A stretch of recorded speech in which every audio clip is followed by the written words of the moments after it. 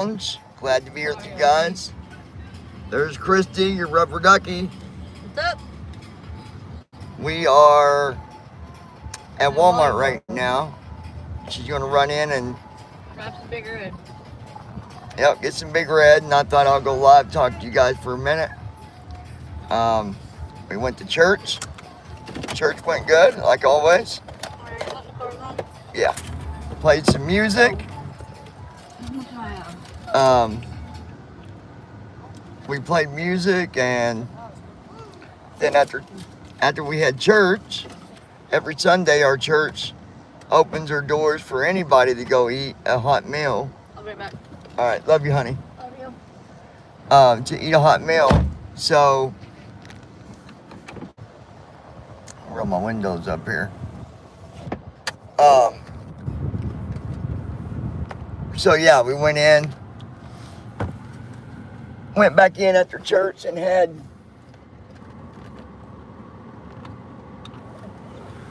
a hot meal. And it was baked ham with chunks of pineapple, and then potatoes and green beans and little pieces of sausage, like the smoked sausage or whatever. It's really good though, and I think it's a good thing. The church does that because there are people out there that don't have anything. They don't have even a table to put a plate on. And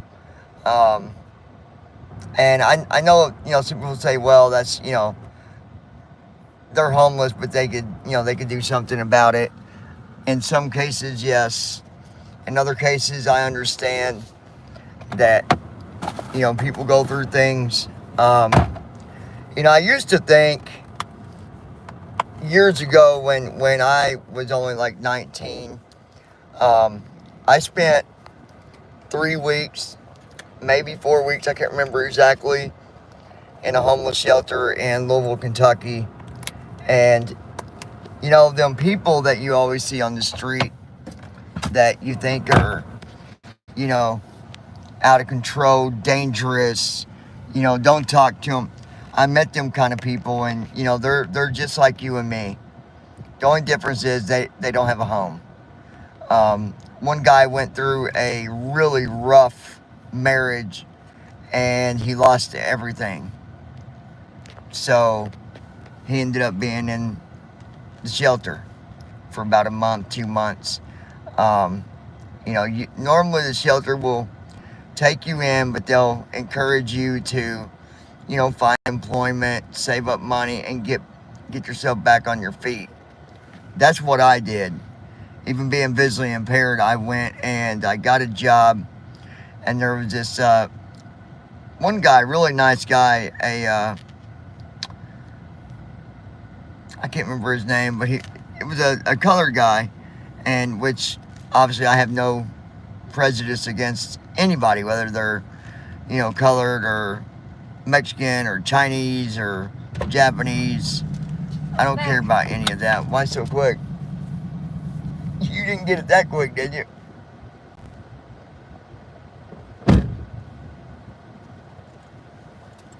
You already got it? Yep. How did you get in there and get out so fast? I'm like a ninja.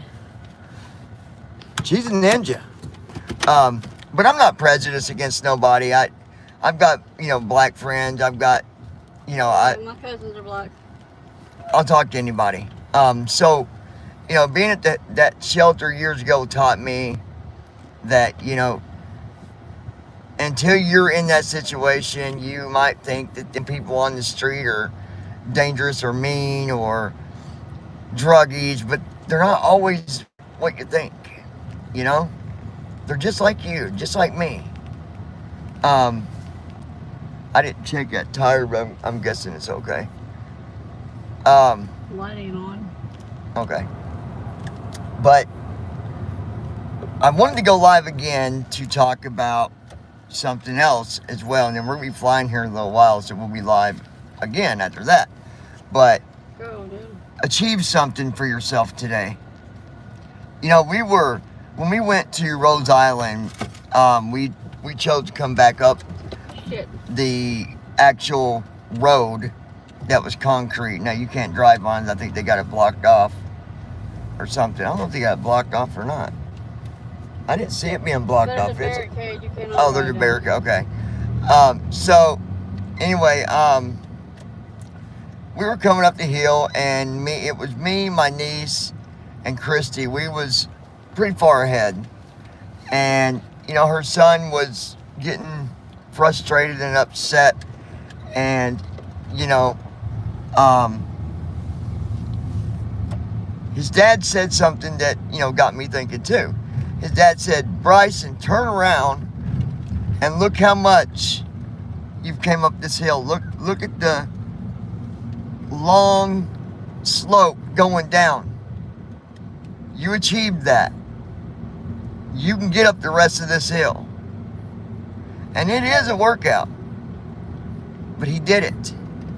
When he stopped thinking about the negative, when he stopped thinking he couldn't do it, from that point forward, they went right on up the hill behind us. I have a heart problem and I did it. Yeah. She's got an actual heart disease. And she went up it. I've got a pinched nerve or something in my back, and I still did it. Plus, I got metal in my knee. Yeah, and she got 2 artificial knees. The point is, You can achieve anything when you put your mind to it. exactly, if you want to achieve something, the only way you're going to achieve it is by not thinking that you can achieve it. Jim Rohn always said that nothing is impossible. Nothing is impossible. Now you've got obviously something that's realistic and something that's not. So, to say, well, I'm going to go fly an airplane tomorrow. If you have the abilities to do it, you could do it. But like me, I couldn't just say, I'm going to go get in an airplane tomorrow and fly it. As bad as I want to do that, I'd never be able to do that because of me being visually impaired. Unless I went with a friend like George. He's a pilot. I've been in the airplane with him more than once. It's been a while since I've been flying with him, but, I've been in the airplane with him. I've actually grabbed the controls. I've taken off. The only thing that you can't do is the only thing to it is this: if you don't think you can do something, you're not going to do it. If you're going to make up a reason in your mind why you can't do it, then it's instantly going to be impossible. And it shouldn't be that way because nothing is impossible.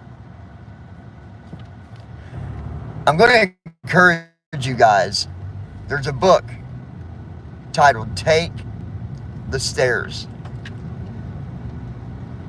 So it's like an example. You walk into a business, and let's say it's 10 stories, and you can jump on the elevator and get there instantly,